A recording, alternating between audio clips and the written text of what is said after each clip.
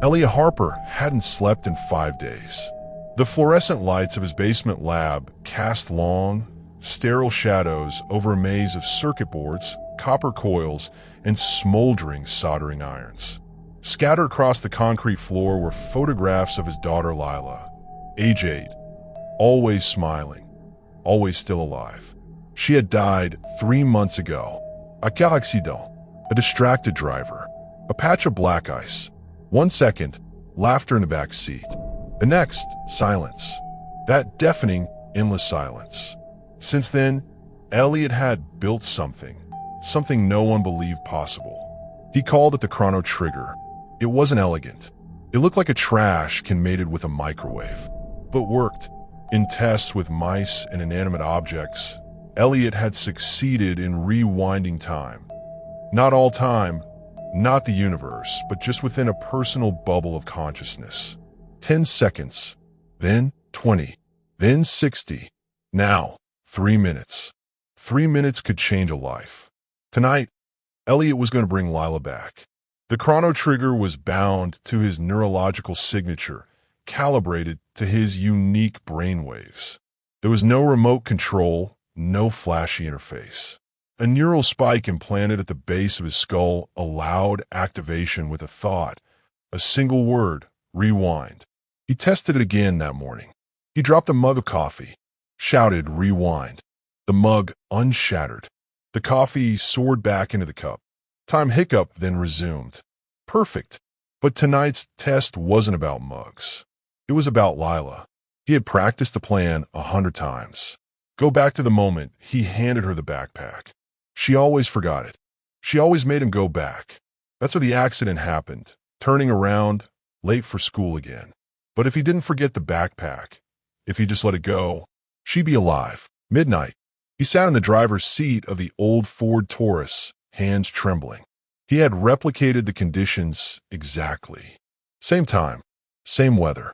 He'd even poured water across the driveway to simulate the ice. He reached back and handed the backpack to no one, an empty car seat behind him. Tears welled up. Rewind, he whispered. The light shifted. His vision blurred. Time turned inside out. Then, her giggle. Daddy, you almost forgot my backpack again. Elliot froze. She was there, in the seat. Pink jacket, ponytail, alive. He couldn't speak. Daddy, she said. You okay? He drove. Slowly, deliberately.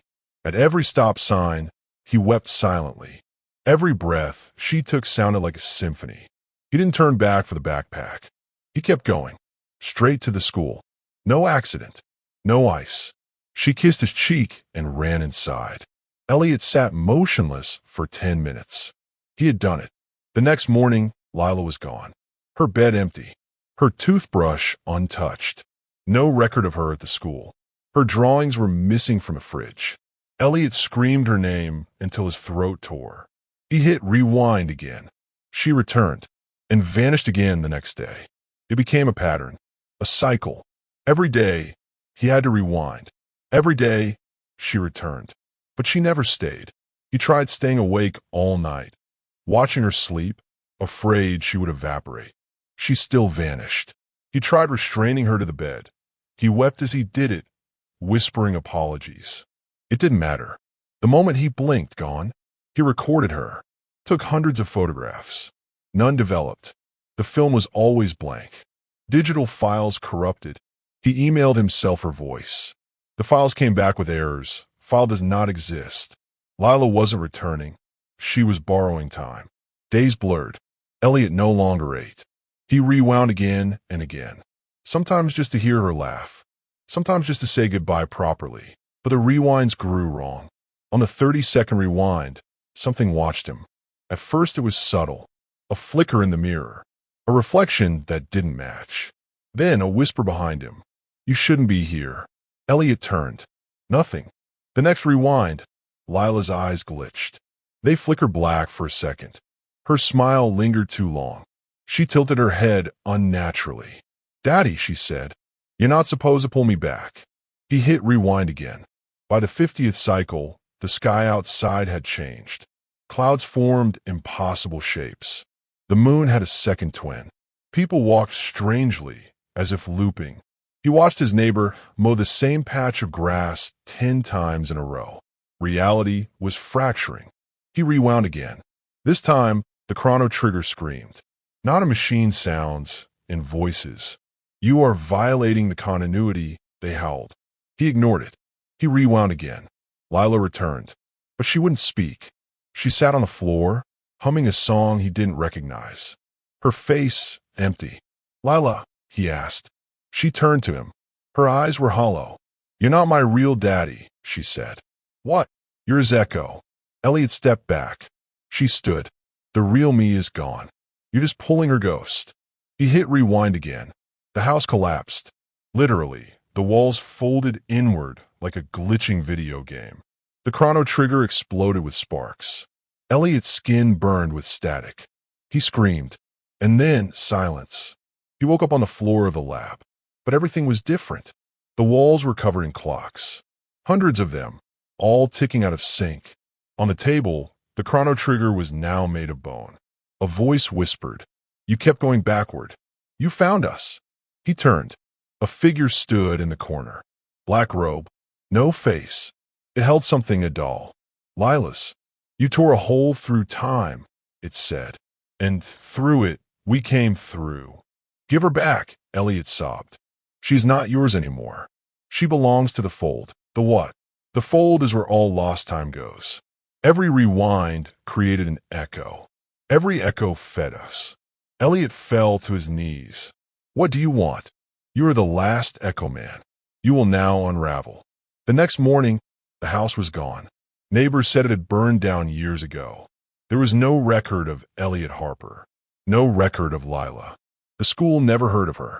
The DMV had no car on file. Only one thing remained, a photograph buried in the dirt. A man smiling next to a girl. Their faces blurred into static. On the back, "Don't rewind." There was no sound. No wind. No bird song. No hum of electricity. Just a soft, constant tick-tick-tick like a clock winding down to its final seconds. Elliot Harper opened his eyes to a world drained of color. The grass was pale gray. The sky above looked bruised, with cracks running through it like broken porcelain. He stood in the middle of what used to be a street. Houses were warped and twisted, their geometry unnatural. Roofs bent inward, windows looped in endless circles, doorways that led into blackness. A street sign rotated endlessly in the air like a loading icon. The fold had swallowed everything. And somehow, he was still alive. Elliot's skin buzzed like static. The chrono trigger implant in his skull pulsed, aching. He wasn't sure how he had survived the unraveling. Maybe he hadn't. Maybe he was just another echo now. He wandered. The world was looping. He saw himself across the street, or an earlier version, stuck in a time lag, endlessly handing Lila a backpack that no longer existed. Each loop faded away like smoke. Then another version appeared. And another. Some walked. Some wept. Some screamed. One stood still, staring at him. "Which one are you?" the double asked. I'm the original." The copy smiled. "That's what we all say." Then it tore its own face open, revealing Lila's face beneath, weeping, eyes hollow. Elliot ran.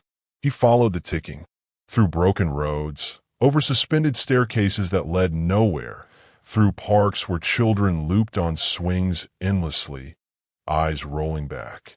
Each step took him deeper into fold space, a realm created from torn timelines, rewound echoes, and broken cause and effect.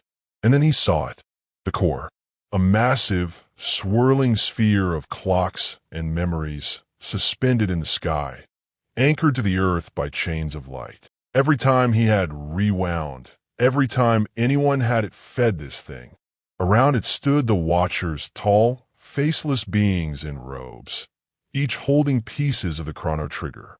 One had a shard of Lila's voice in a glass jar. Another held her laugh in a glowing cube. They noticed him. "You shouldn't be here," one hissed. "She's mine," Elliot growled.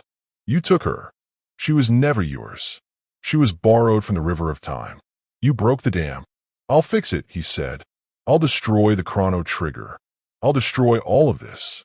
The core pulsed. Lila's voice echoed from it. Daddy. He stepped forward. Lila, I'm here.